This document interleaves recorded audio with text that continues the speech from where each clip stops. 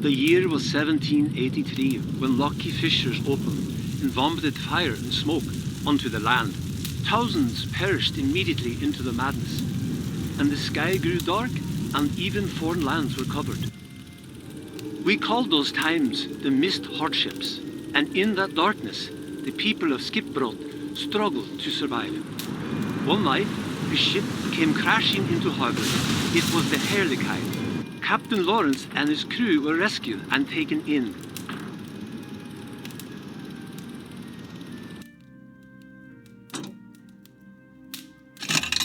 Once ashore, Lawrence explained that he carried with him a mountain of golden treasure.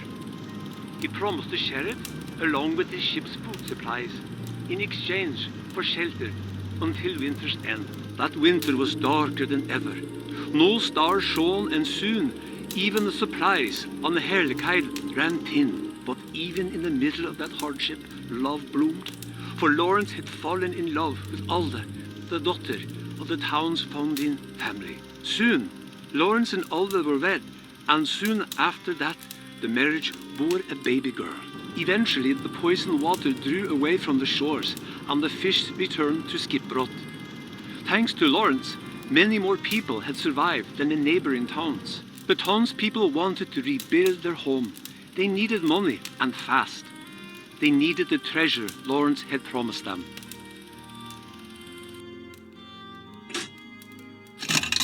But Lawrence explained that he would need to sail somewhere else in order to retrieve his promised treasure. The townspeople called Lawrence a liar. They accused him of trying to escape with his new wife and child. They grew angrier and angrier. Soon, a fight had broken out. When the dust cleared, the townspeople looked in horror at what they had done. Alda was no longer breathing. The townspeople carried a heavily injured Lawrence into the inn, intending to banish him once he had recovered from his wounds. But he too passed away, leaving only a diary for his young daughter. That daughter eventually grew, married, and bore a daughter of her own, and so on. Today, Elizabeth is the only remaining descendant of the original Captain Lawrence. But the fabled treasure Lawrence spoke of was never found. Oh, what a sad story.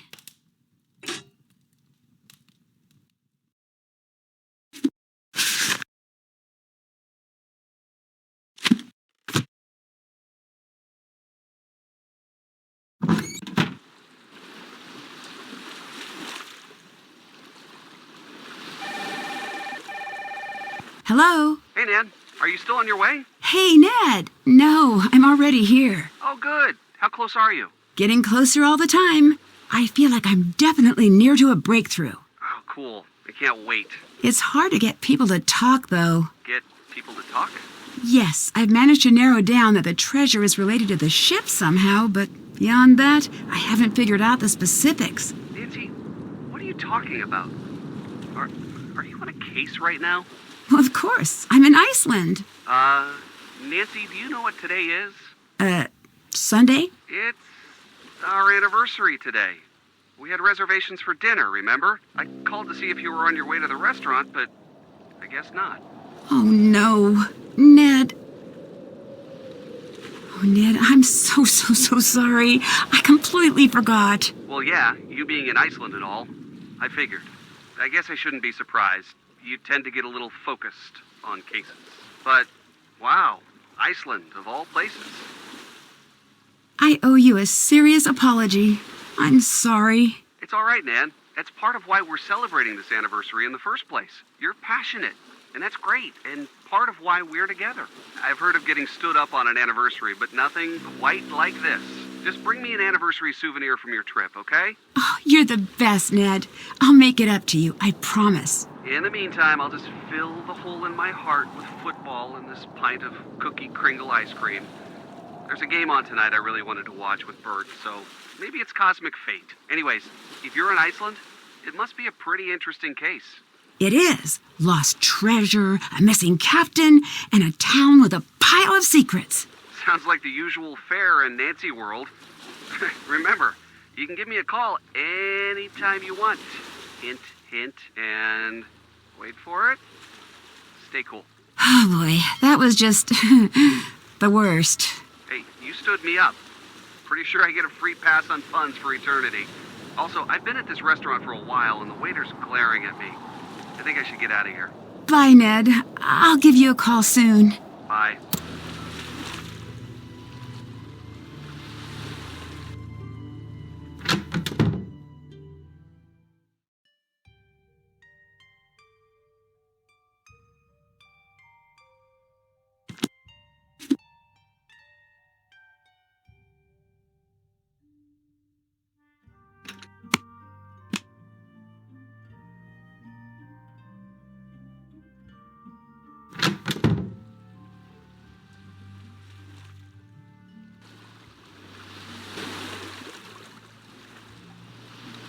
Yeah? So, say there is a treasure. What was it doing on the ship in the first place? Who knows? Who cares? Money's money. It just seems fishy is all. It's Iceland. The economy runs on fish. I need to know who was present at the time of the festival. I was there. Who else did you see? Only Gunnar. Elizabeth and Soren were thoroughly MIA. Although half of Iceland is probably related to itself, so people kinda look alike. Could have missed something. What do you think of Gunnar? In terms of the treasure, he tried to sabotage the festival last year, and the year before that. I wouldn't be surprised if this is a stunt of his. Later. See ya, Drew.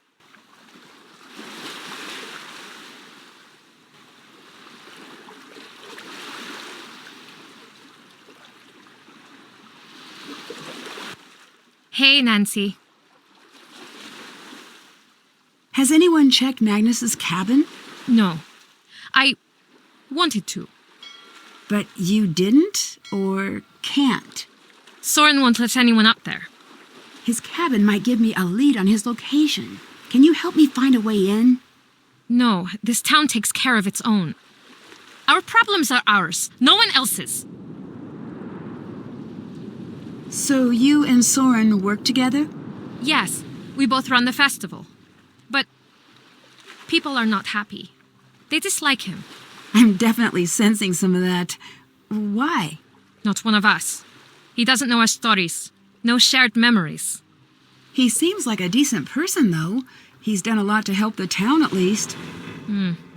Being his friend has a price here. You are either outside or inside in Skipbrot. You cannot stand in the doorway. You will be driven out. We are not like Reykjavik, like a big city. Sounds like people are trying to get rid of him. Ruining the festival would be a great way to do that, wouldn't it? Your words, not mine.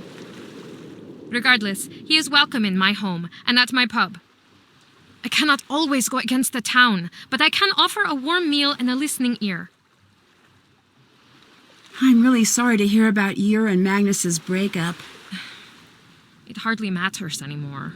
I don't want to pry, but if you want to talk about it, I'm here. Here's one for your case file. I've known Magnus all my life. We dated 4 years. The winters are long and dark. We found each other in that darkness, but then he went through hard times. He became obsessed over the ship. His world narrowed, and soon there was no room left for me. That's the end of it. I heard something about your family line in connection to the ship. Do you feel you have a claim to it? It's true. The ship is mine, and everything on it. My great-great-great-great-grandfather was the original captain. So what did you think of the restoration project then? She is a beautiful ship, truly. But her history is stained with blood. Even though the treasure is rightfully mine, this fairy tale chasing business seems wrong. I thought the restoration would unite the town, but all it's done is drive us further apart. What happens if you do find it? Family. People. That's what matters. The rest is useless noise. I heard the story about your family. I grew up with so much anger. I couldn't believe people would do that to one another. People do strange things when money's on the line. I think they could bury the hatchet and move on. I guess not. Nothing is ever buried here. Just sleeping, and sometimes it awakens in unexpected ways. You spend a lot of time here. Don't you have somewhere else to be? No, I'm still on festival duty. In case of a ship emergency, I'm responsible. This vessel is an antique. Things break suddenly, and it's hard to hear the alarm from the harbor. I see. Interesting. Did Gunnar do anything unusual leading up to the festival? Well, if you include the 2 festivals before this one, certainly. He ruined them single-handedly. Aside from that, only the usual threats. Gunnar swore he'd tie Magnus up and send him out to sea. Gunnar hates Magnus. Later. Bye. Hey! What are you doing?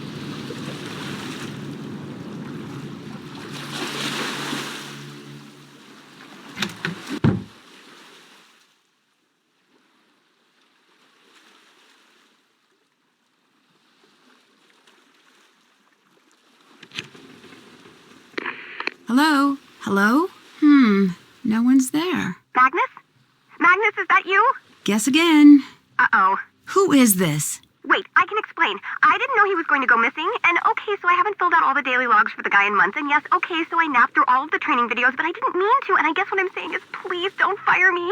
I'm not here to fire you. So you're not working with my boss? Nope. Oh man, that's a relief. Well then, this is Control Tower number 32, Operator Alex Linh Trang speaking. Hi, Alex. I'm Nancy. I'm a detective trying to find out more about Magnus. Magnus. He's gone, isn't he? I wanted to say something, but I didn't want to get in trouble. What did you hear? Some pretty messed up stuff. I don't know if I can tell you. Why not? Whoever took him, they might come after me too. And if my boss finds out someone went missing on my watch and I didn't report it, look, I need this internship. If I get fired here, I'll be a barista until I die. I'm allergic to coffee, man. I can't go back. I can't go back to that life. Alex, slow down and stay calm. I need your help. If what you're saying is true, Magnus might be in serious danger.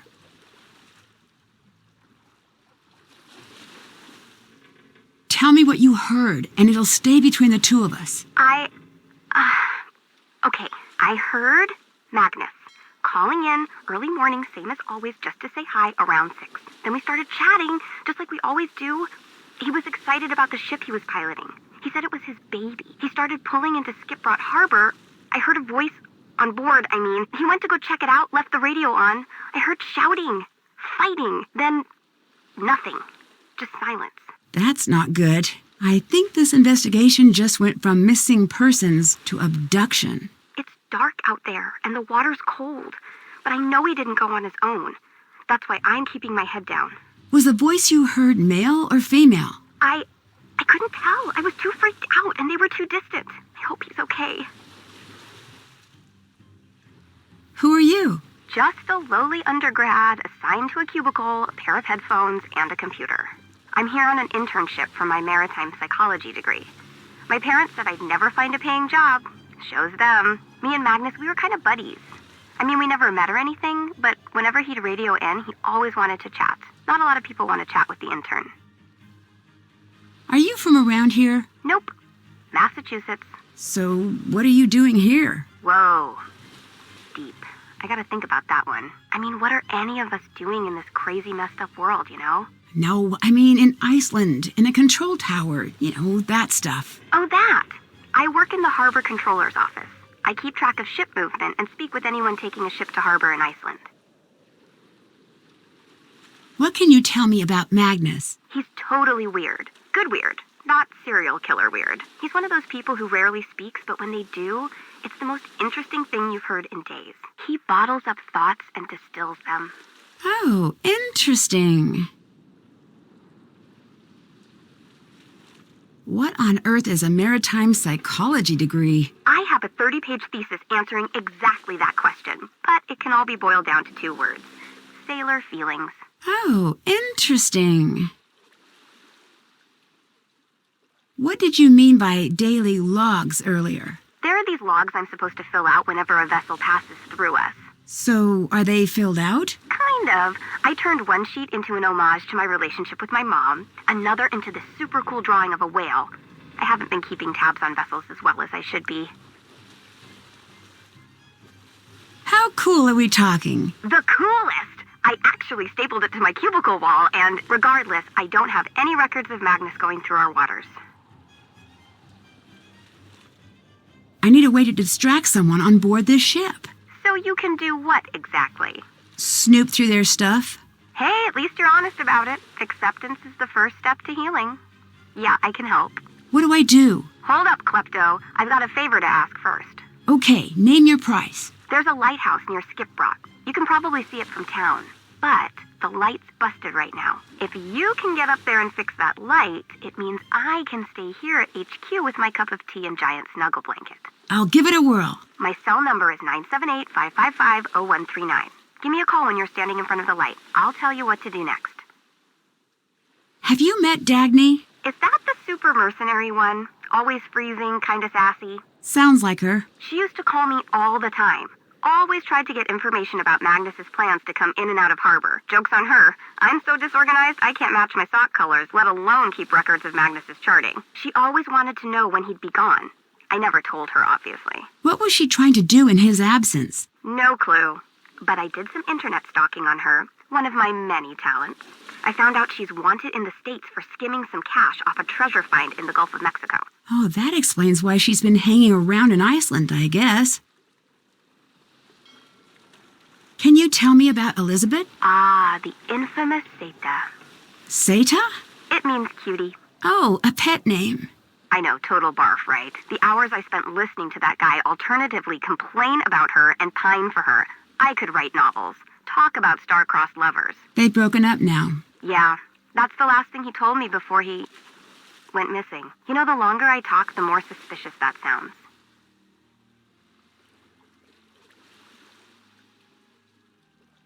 What do you know about Soren? That guy who runs the festival? Yes. He's worked with us a few times. Always seems like there's something just under the surface with that one. Cheerful and yet angry. Or bitter. Like he was holding something back. They say Icelanders never forget a grudge. They do. And by they, I actually just mean me.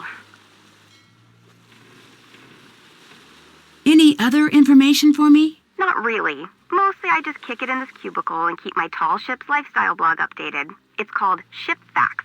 Want to hear about it? Well, sure. Educate me. Okay. Ship Fact.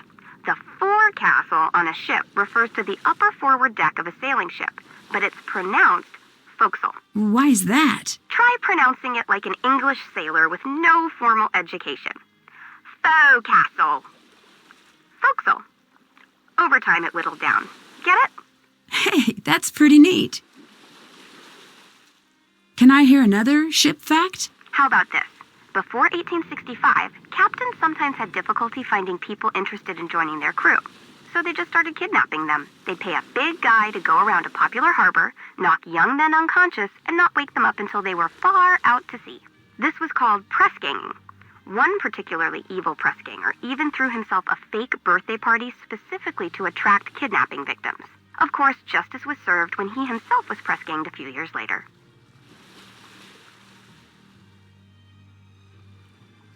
Can I hear another ship fact? Cool fact. Most people think all pirates were men, but that's not true at all. In fact, there were dozens of famous lady pirates in the 16th and 17th centuries. One of them, Jacquot de Lay, was born in Haiti. After her mother died and her father was killed, she became one of the most feared pirates in the Caribbean. At one point, she faked her own death during a battle. She went undercover and pretended to be a man for years. When she finally revealed her true identity, other pirates gave her the nickname Back from the Dead Red because of her bright red hair. Can I hear another ship fact? Food for thought. In the day of pirates, some governments decided to get in on the raiding action by authorizing certain ships to act just like pirates. In other words, they were allowed to board and steal from other ships as much as they liked. These ships were called privateers, or corsairs. I'll let you go. Talk to you later.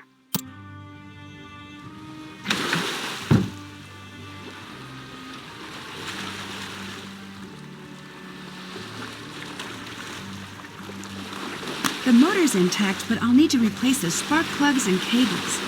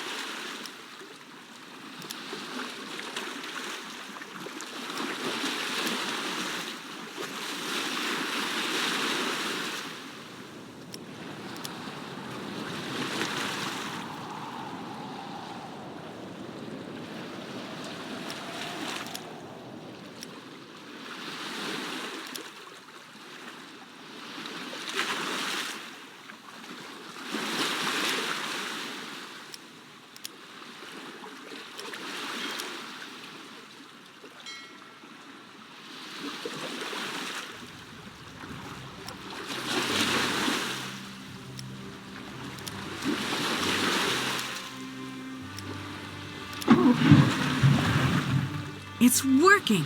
Don't know whose boat this is, but I'll just borrow it for a little while.